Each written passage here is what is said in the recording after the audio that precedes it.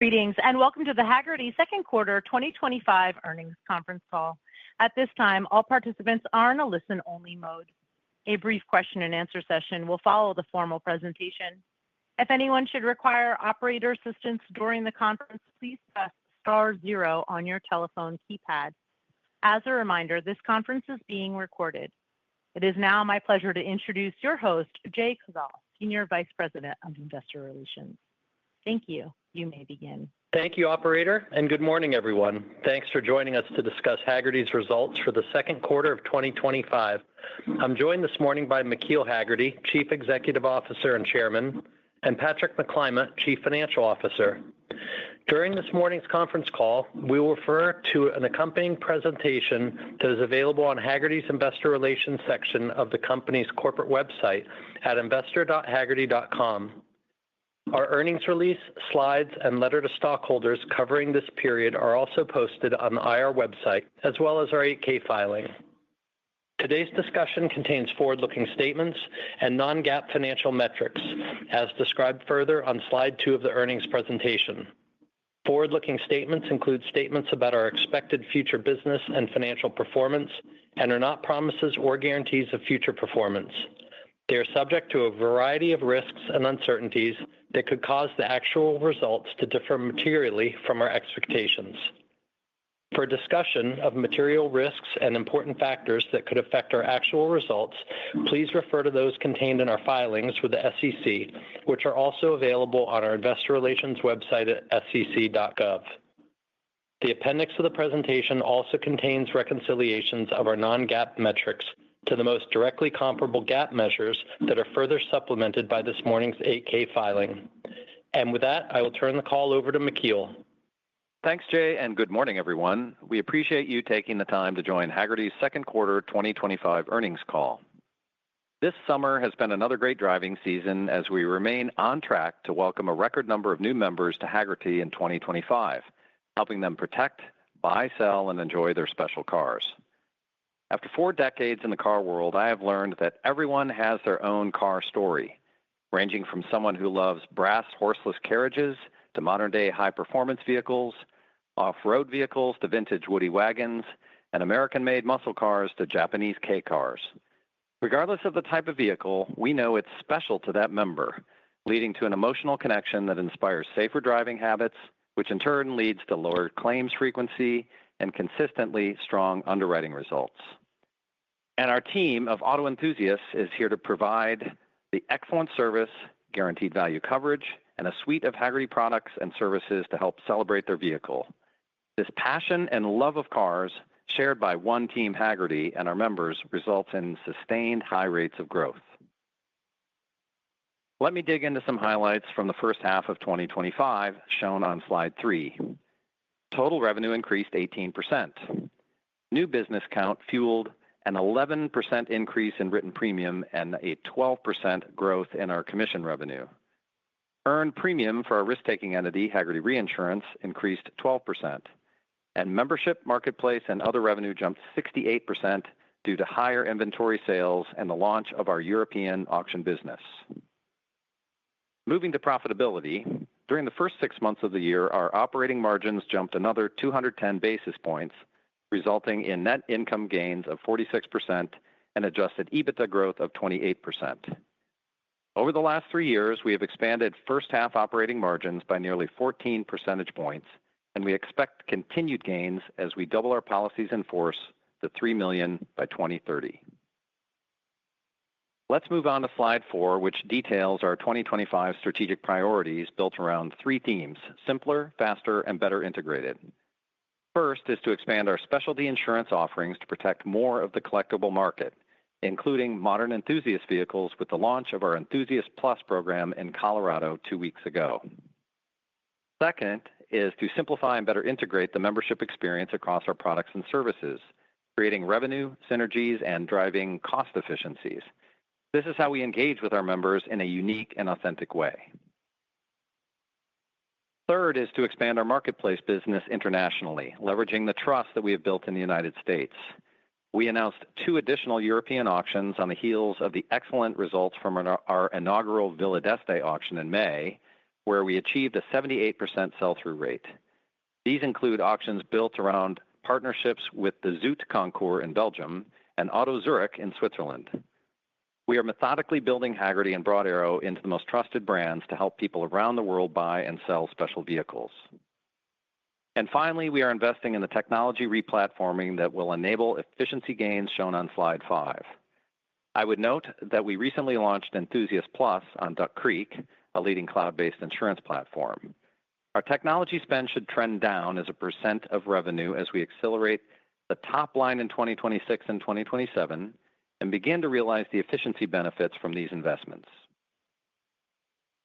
Before I turn the call over to Patrick to share more details on our results and increased 2025 outlook, I wanted to walk you through the recently announced fronting arrangement with our long-standing partner Markel, shown on slide 6. As you know, we have had a highly successful partnership with Markel that began in 2013, when they acquired Essentia to underwrite Hagerty's U.S. business. In 2017, we began to assume 25% of the premium and risk associated with our high-quality book of business, and steadily increased it to the current quota share of 80%, with Markel retaining 20%. On July 24th, we announced that we had signed an LOI to move to a new fronting arrangement with Markel, where Hagerty would control 100% of the premium and risk commencing in 2026, while paying a 2% fronting fee to Markel to issue policies and provide administrative support. The evolution of this partnership will result in increased profitability for Hagerty in the form of additional underwriting and investment income, along with greater operational control. We are excited to continue partnering with Markel and believe the new arrangement will position us to unlock even more value for Hagerty shareholders over the coming years. Patrick? Thank you and good morning, everyone. Let me dig into the second quarter results in more detail, shown on slides 7 and 8. In the quarter, we delivered 18% growth in total revenue to $369 million. New business count gains, combined with industry-leading retention of 89%, drove an 11% increase in written premium. This 11% is below the 13 to 14% growth we expect for the full year, given our expectations for faster growth in the second half as State Farm ramps. Our 2-year rates of written premium growth during the first half were over 30% and should remain steady at those levels in the second half as growth accelerated back into the mid-teens during July. Commission and fee revenue grew 11% to $143 million. Earned premium increased 13% to $178 million. Our loss ratio remained steady at 42%. And membership, marketplace, and other revenue jumped 78% to $48 million. In just 3 years, we have quickly established ourselves as a leading auction house with unparalleled automotive expertise across Hagerty's products, focused on cultivating trusted, long-term relationships with our customers. Turning now to profitability, shown on slide 9 and 10, we reported an operating profit of $48 million in the second quarter, with operating margins up 70 basis points to 13%. We are maintaining tight discipline on our costs to translate double-digit commission gains into faster rates of profit growth. G&A increased 6% due primarily to higher software licensing costs from our technology transformation, and salaries and benefits grew 11% due to merit increases and additional headcount to support our growth. Adjusted EBITDA increased 20% to $64 million as we improve the efficiency of our business model. Our growing capital base at Hagerty Re and balanced investment strategy resulted in $11 million in second quarter investment income. Interest and other income of $6 million included $2 million of interest expense and a $3 million non-cash increase in the tax liability related to our partnership structure. In total, we delivered second quarter net income of $47 million compared to $43 million a year earlier, an increase of 11%. Net income attributable to Class A common shareholders was $9 million after attribution of earnings to the non-controlling interest and accretion on the preferred stock. GAAP basic and diluted earnings per share was 9 cents, based on 91 million shares of Class A common stock outstanding. We ended the quarter with $140 million in unrestricted cash and $176 million of total debt, which includes $39 million in back leverage for our portfolio of collateralized loans. Let me wrap up with our updated outlook for 2025, where we increased full-year expectations for revenue and profits, shown on slide 11. Given our first half results and solid business momentum, we are increasing our 2025 revenue expectations to 13 to 14% growth, powered by similar rates of written premium growth and strong gains from our marketplace business. We are also increasing our assumptions for margin expansion and now expect net income of $112 to $120 million, up 43 to 53%, and adjusted EBITDA of $162 to $172 million, up 30 to 38% compared to 2024. In addition to executing on our 2025 strategic priorities, we are well positioned to deliver accelerated growth as we move into 2026, fueled by State Farm's ramp and market share gains. We are excited to welcome their 525,000 current program members and to help them grow their classic business. Our partnership pipeline is strong and growing as top 50 carriers realize that they could benefit from a partnership with Hagerty to help them fuel their own growth and improve retention with our differentiated approach to caring for their members and special cars. Enthusiast Plus should become a material growth driver over the medium term as we target more of the modern enthusiast vehicles with the right product and pricing to service these vehicles. As we continue to get smarter at utilizing our data to target members with superior driving characteristics with their special toys, we have more precisely defined our target market for 25 to 40-year-old cars that are more likely to be collectible versus just an older vehicle that might still be used as a daily driver. This includes filtering by vehicle and body type, equipment and powertrain packages, and original MSRP. The 1999 Toyota Camry would be a good example of this. We believe we have a long runway in front of us, given our penetration of this 35 million car target market is only 6.7%. When you combine our top-line momentum and growth levers with our ongoing efficiency initiatives and the proposed Markel fronting arrangement, we believe we are pulling together all the ingredients necessary for strong shareholder value creation over the coming years. With that, let us now open the call to your questions. Thank you. We will now be conducting a question and answer session. If you would like to ask a question, please press star one on your telephone keypad. A confirmation tone will indicate that your line is in the question queue. You may press star two if you would like to remove your question from the queue. For participants using speaker equipment, it may be necessary to pick up your handset before pressing the star keys. One moment, please, while we poll for questions. Our first question comes from Mark Hughes with Truist Securities. Please proceed with your question. Yeah, thank you. Good morning. Good morning, Mark. The marketplace revenue quite strong this quarter. Do you have any thoughts on kind of pacing on Q3, Q4 when you look at the events that you've got in front of you? What's the trajectory of that going to be? And then when we look at your full year total revenue guide, how much of that is marketplace? I don't know if you can share that detail. Sure. First, on the second quarter, we had a very strong second quarter in terms of private sales, some of which included inventory sales. I think we've talked about the fact that opportunistically at times we will purchase cars and then resell those either at auction or in this case privately. And the way that works just through the accounting is the full sale price of the car ends up being the revenue. And obviously we're doing it to make the margin on that. And so there was a fair bit of that activity in the second quarter. And then just private sales, even when we're not talking about inventory, so pure agency transactions also has been quite strong the first half of this year. So I think that's a key driver for the year-to-date revenue. And then second half of the year, the growth really will come. We feel good in a week or so. We've got Monterey coming up, and that auction came together well. We'll see what happens in the room, as always. But as Mikhail talked about in the comments, we are launching additional auctions this year.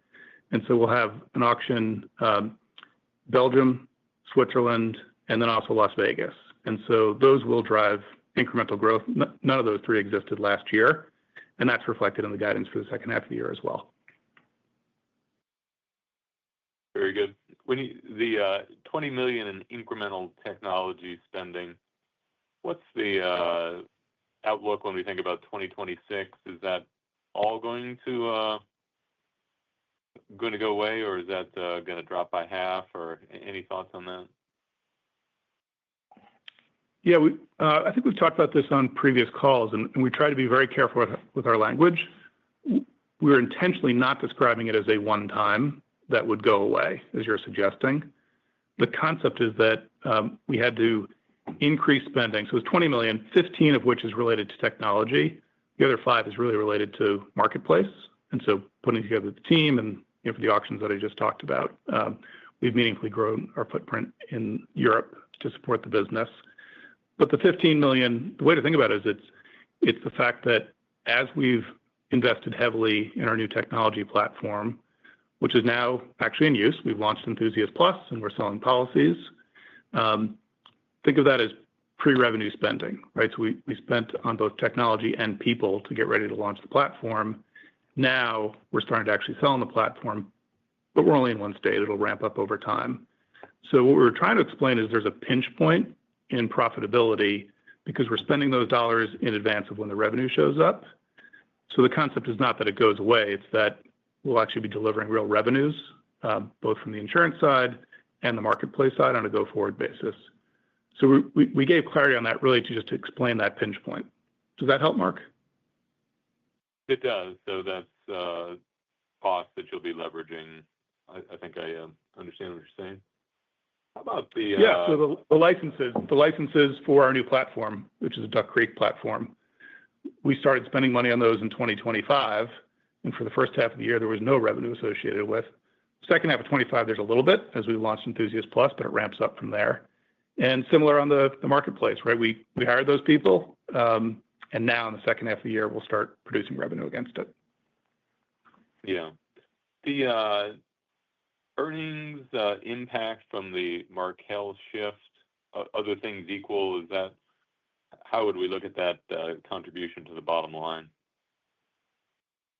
Sure. So, and we put out a set of slides when we announced that 10 days ago, whenever it was. And the concept is, by picking up the incremental 20 percentage points of quota share, going from 80% quota share up to 100, the benefits to us are, one, we get the incremental underwriting profit on that. And as you know that, within Hagerty Re, the way that business works is it runs at about a 89% combined ratio. So on the incremental 20 points, we'd expect to earn, call it 11 points of operating profit. And so that's a meaningful benefit at the Hagerty Re level. And if you can take the current book of business that we're running and gross it up by the incremental 20 percentage points of quota share, and that's a way to think how it flows through. Additionally, we're now getting that earned premium within Hagerty Re, and so we'll be able to make the investment income on that as well. And we're earning something like, I think, 4.4% right now on investment earnings. So those are the two big economic drivers. We do have to staff up a little bit. We're taking on new scope of work, and so that's a little bit of an offset to the two positives. But I think if you just focus on the incremental investment earnings, the incremental underwriting profit, you'll get most of the answer. Understood. If I could just squeeze in one more, when you think about the shopping behavior of the customers, I think you've mentioned on earlier calls that some of the higher pricing across the industry has perhaps been beneficial as consumers have shopped around and you've had an attractive offering. How would you characterize the market right now in terms of just the potential flow related to the dynamics across the broader space? Yeah, I'm happy to take a crack at it. McKeel can add. We're in business with all the top insurance companies, and so we talk to them about what they're seeing in their core business and share with them what we're seeing. And the general theme now, with the exception of Progressive, is people are seeing this being a year where unit growth is a bit below what they had expected. Progressive, obviously, in a different situation where they're spending heavily and they're growing quite aggressively. And so I would say it's somewhat of a balanced market right now. We're not in one of those phases where there's intense spending on new customer generation in the broad industry that's leading to those high levels of shopping, maybe that we saw in years past. It seems more muted, again, with the exception of Progressive. Having said that, our quote volume continues to be very strong and up year over year. And so we're confident from a new business perspective, but maybe not kind of the frothy environment that you can see in other times. Very good. Thank you.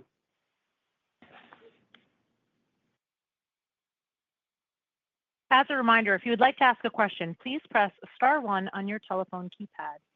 Our next question comes from Greg Peters with Raymond James. Please proceed with your question. Hey, good morning, everyone. I wanted to go back to your expansion in Europe, and maybe you can help. And I know you've talked about this before, so just maybe remind me about what you see in terms of the addressable market for your business as we think about the next couple of years. Yeah. Hey, Greg, it's McKeel. Thanks for that. We're pretty excited about our expansion into Europe, and really with auctions being the lead step here. The auction at Villa d'Este, which is a very, very high-end auction and concours environment that takes place at Como every year. It's one of the world's oldest concours, actually.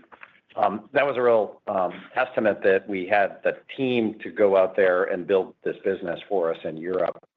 And we can't emphasize enough that live auctions and private sales are very client-oriented. So in order to have the business, you can't just hang the shingle out and hope for the best. It's very much like if you have the team, you have the specialists, they go out and generate the business, find the potential buyers, and they fill the auction room, especially if you do it at a fun place like Como and Villa d'Este. So, off to a good start. And then the idea being that, with the two additional auctions at the Zoot concours in Belgium, which is a very well-attended, high-end concours environment, lots of different motoring activities take place there, long history of auctions being successful there. That was the next one we announced. And then on to Auto Zurich, which is a very strong, both enthusiast and kind of more towards this modern enthusiast car. They call them young timers, actually, over in Europe, kind of the German-speaking term for that kind of newer vehicle category, which is where all the expansion is and where a lot of our, greatest demand is in our auction business. So what we think we've done here is built the right team for Europe. We're focusing on the right, most growing marketplace, rather than trying to just beat into a tougher market of older cars and where there's a lot more. It's a little bit frothier at that high end. And what we found already is, again, great team, plenty of demand, and a lot of sort of early indications that we've made the right moves at the right time. So far so good in Europe. We'd look to see in the next couple of years an even bigger auction calendar for us in Europe, and also build out that private sales capability. So looking forward to that, as well as a full auction schedule for us in the U.S. Right. Thanks for that detail. Can we put to State Farm? I know this seems like it's beginning to really impact your financials. Maybe you can give us a sense of where you are in the process of the State Farm integration and rolling out your business to all of their agents. Yeah, happy to. So, this is a very important partnership for us, and it will be long into the future. State Farm, if you think of it as like job to be done, they hired us to help really serve those passionate car people that they had on their books. But, they're a big insurance company, and this was not an area they specialized in. So right now, I think we're live in 17 states. We might have added a few more, even 16. I think we're adding a couple more even as soon as this week. And that is focused on new business. So this is where when you open up to the agents in those states, State Farm in total has a little over 19,000 agents. So each state has a large number of them. So it focuses first on new business. Now we've been already doing new business in 4 of those states, and now we're starting the process of rolling the existing books in those 4 states over to us now. So it's up and running. The next couple of years are going to be high volume, both from a new business standpoint as well as starting that rollover of the existing business with them. And so far so good. It's complicated technology integration. The teams worked really hard to make sure that we were both doing it correctly the way we want to do it on our end, and then mating up with State Farm's very large systems. Has been a heavy lift, but we're happy to say we're up and running, and so far so good. The best thing that we're seeing is that the new business numbers that every time we turn on the states, the agents are very excited to be able to have access to this product, and they're a highly motivated sales team. So we would look to see this to be an ever more important part of our new business story. Thanks for that. That's interesting. Do you have an objective to be in 30 states by the end of the year? Or, I mean, ultimately, I guess your objective is to be in all of those states, but maybe there's nuances of, at State Farm that prevent just a straight line rollout. Maybe you give us some perspective. Yeah, they have a clear cadence. They have a clear cadence that they want to be careful that they can pre-communicate, they can train their agents, they can create all their territory and regional people to be ready for this. I think the goal is, something in the 20s, right? 25 states by the end of the year. Yeah, 25 states. And that swung up and down 1 state or 2. The idea would be to be in all of the available states by, over the next couple of years. There are states like California, for all the things you read about in the news, that tend to be challenging and lag a little bit, and they will for this too. And also, it's important to note that State Farm doesn't do business in every single state. I think notably, like Massachusetts, I don't think they do business there for this type of business. So yes, the goal is to be in all. And I think just to double click on the one thing, this is not one of those cases as we have with other partners where it's you put the product on the shelf and you hope that somebody buys it in the store. This is a case where there's a big chunk of business that will roll over to us as some of these states roll on and we get into the conversion process. So it's just different, than when sometimes it's exciting to turn on a new partner and you hope they sell a lot. They're both going to sell a lot and convert a lot. So that's why State Farm's quite important to us. Makes sense. I guess the last question, you touched upon it in your comments and your answer before, but just curious about the background in the change of the fronting arrangement with Markel, and what got you to the point where you wanted to go to 100% retention. Just curious, how you were thinking about that going into those conversations. I mean, I'll start, and Patrick can, if there's details I miss here. From the very beginning, 2013, the very base core intention of the business was that we would eventually take risk, and we would eventually take all of the risk. The form of that, being an MGA and how we would take risk behind it via a quota share arrangement that became the most practical way to do it through the years, starting in 2017, ramping up the quota share to the current 80%. But from the beginning, this was a friendly, intended evolution of how the business would work. Both the timing and the terms of that final phase of where you go from 80 to 100% has always been something that we would be discussing with Markel through the years. And it just, through our sort of normal partner, they're a big owner of the company too, but sort of normal partner discussions with them, we just kind of mutually agreed that it was time for us to go from that 80% to 100, and then to change the form of that from kind of the quota share to a normal fronting fee. They own a big fronting business called State National. They did not have that business when we first started with them, and they decided that they really prefer that fronting relationship. So natural evolutions both from their side and our side, but it's a happy thing for Hagerty because, as Patrick I think detailed a little bit earlier, it's economically a very good thing for us over the next couple of years, and we have the ability, we have good experience at the 80% quota share level, and we're ready to take on that last 20%. Great. Thanks for the answers, McKeel and Patrick. Thank you, Greg. Good to hear from you. Our next question comes from Pablo Singzon with JP Morgan. Please proceed with your question. Hi, this is Kevin on for Pablo. So premium growth in the first half of 25 is running a little below your full year outlook. Why is that, and what factors do you think will help a recovery in the second half? Sure, it's Patrick. So it's a little light to what we had planned for and expected. There's a few factors going on there. One is on the new business front, it's coming in a little bit below what we'd expected. And most of that is intentional. We have de-emphasized growth in certain markets where we just didn't see adequate profitability. And so you can think about markets like California and New York. And we're working on changes in those markets to get back to a position where we can grow again. But we did pause that a bit in the first half of the year. And then we've actually transitioned our direct approach in terms of how we spend.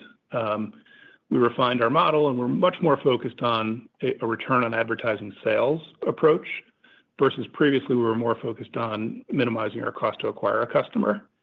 And you can imagine the logical outcome, right? We're getting what we believe are better customers as measured by our expected lifetime value. But in some cases, we're getting less customers. We're just optimizing for a different metric now. So those are the factors that went into it. We actually feel very good about both of those decisions. And we think that things will change in the markets where we had to slow down a bit. And we're really excited about our new approach to maximizing returns on new customers. And then the second half of the year, what we're going to see is we just talked at length about State Farm. That will start to really ramp up. And McKeel talked about the fact we're in 16 states. The original 4 have started conversions. We've got another 7 or so states that will start conversions in the fall timetable. And so that really does ramp up in the latter part of the year. Is that helpful? Yeah, yes, thank you.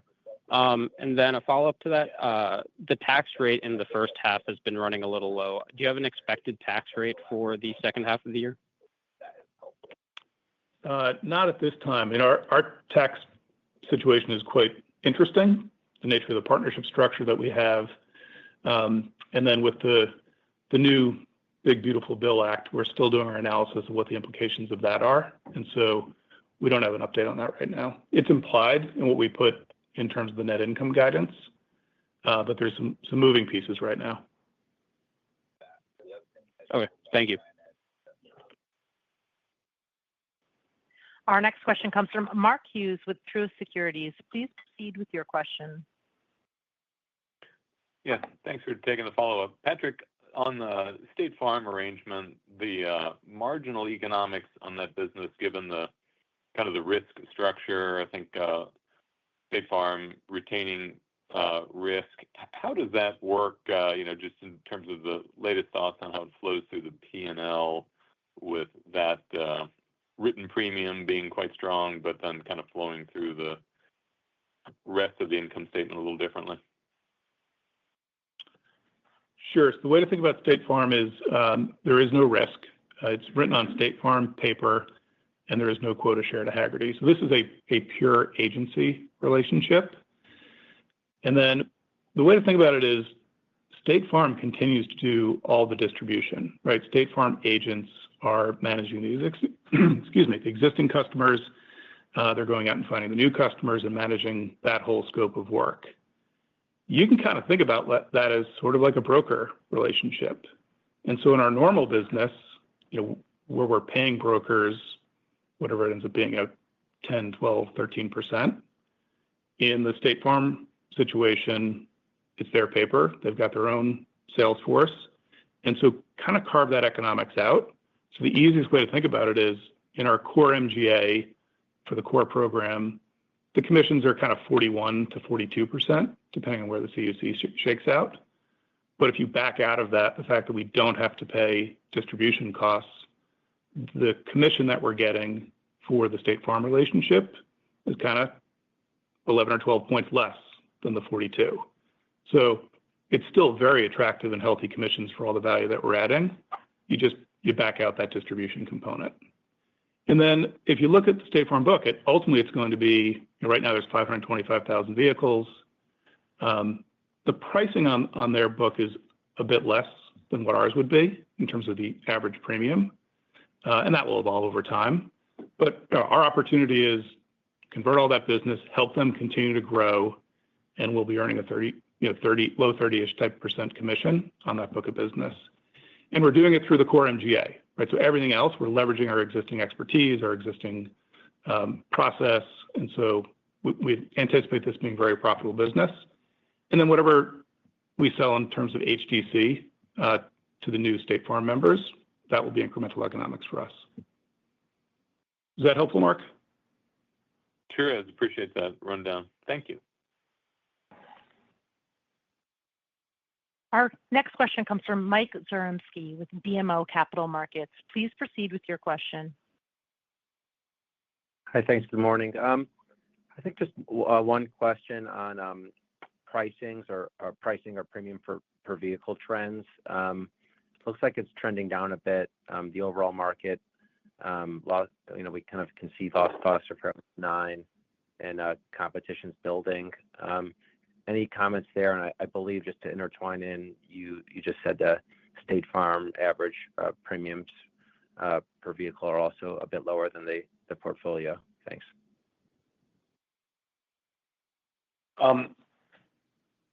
Just looking a little bit on the outside-in approach, and thanks for the question. It's a good one. As you may know, we publish something that we call our Hagerty Value Index. It's through our valuation tools. We have an amazing team of people that track the market out there. It is true, based on the index you look at, that pricing or valuation specifically of cars is, call it soft, flat, whatever it is, especially at the high end. But it's remaining quite steady. What you don't see in uncertain economic times in this market is a lot of, say, panic selling or, gosh, my car isn't increasing in value this year, so I'm going to go sell it. People just hang on to it and continue to pay their insurance premiums. So valuation is from again, that index and marketplace standpoint, kind of soft to flat, but holding steady by almost every measure. I'm not sure if that addresses the second part of the question now, Patrick. Was there anything you had there? Yeah, the average premium, it can tend to move around a bit.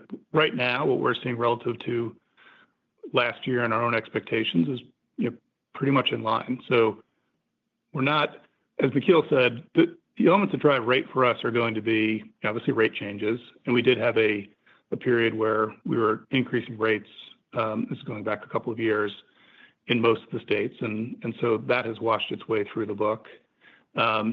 We do have valuation. Typically, long-term trend, we see values increase. And right now, we're more in a stable market. So there's less rate that's coming from increasing underlying values. But there's nothing that we're looking at that gives us pause. And you mentioned something about increased competition. If you could clarify that question, what are you seeing or what are you looking for there? We just, your answer is helpful. Just increased competition. We're just meaning from a top-down level, looking at just pricing KPIs, for other competitors and the industry, and you can see CPI data too. So, okay. And probably when it comes to, sorry, go ahead. When it comes to competition within our niche, right, things operate very differently in the collector car niche. And so when we look at the specialists who compete, it feels pretty normal, right? You can see pockets where people are competitive and other pockets where it's less so. And so we're not seeing something fundamentally different on that front either. Okay, got it. And if we divide up, if we create a KPI called vehicles per policy, doesn't seem like it moves around much. Of course, I think it's gone up a tiny bit over the last couple of years. Is there anything we should be thinking about in terms of initiatives to increase vehicles per policy? Yeah, I mean, Thank you. It's a great question. For us, it's a beautiful thing. People tend to have, I think we're at 1.7 vehicles per policy today. If you think about kind of the core business and what we call our flex business, one of the entire reasons we've launched this Enthusiast Plus program is to be able to say yes more to the inbound business that is coming our way. Sometimes this will be somebody adding additional vehicles to their policy that we otherwise could not underwrite because of whatever, sort of pricing or risk dynamics that we didn't feel comfortable with in the core program. And then it's also really meant to say yes to more newer customers that we don't currently have. So that doesn't necessarily increase the 1.7, but it allows us to say yes more. And the intention with that Enthusiast Plus business is that it will have higher average premiums. So, for us, the big initiative, and it's been a multi-year complicated initiative, has been to launch Enthusiast Plus. And that includes buying the driver's ed insurance company, which we mentioned is live in a single state that will start expanding over the coming months and quarters. And then standing up the entire new, what we call our Apex platform, which is to be able to handle all of that newer business with more flexible pricing, as well as eventually to manage the core business over time. So I must say that between the tech and the launch of Enthusiast Plus, it's been kind of a month of celebrations here after several years and certainly a lot of quarters and months of hard work. So that should start addressing that. Thank you. We've reached the end of our Q&A session, and I would now like to pass the floor back over to McKeel for closing comments. Thank you, operator, and thanks to all of you for your continued support. Hagerty is firing on all cylinders, and we have solid business momentum and a long straightaway in front of us. Sustaining this trajectory year after year requires great talent. And over the last month, we have been able to fill 3 key positions with top-tier talent that we believe will be critical to our long-term success. This includes hiring Adam Van Loon, our new head of omnichannel insurance distribution after a career of working at Bain, Chubb, and Plymouth Rock. We also hired Jesse McKendry to lead our insurance products after great success at Geico, Progressive, and Lemonade. Our third addition to Hagerty is Mark Burns, who was brought on board to tightly integrate Hagerty's brand and marketing efforts across our suite of products and services for car lovers. One Team Hagerty has never been stronger. And with that, we look forward to seeing some of you over the next 2 weeks as we head to Monterey Car Week, including our 2-day Broad Arrow auctions, where we will present some of the best cars yet. Until then, never stop driving.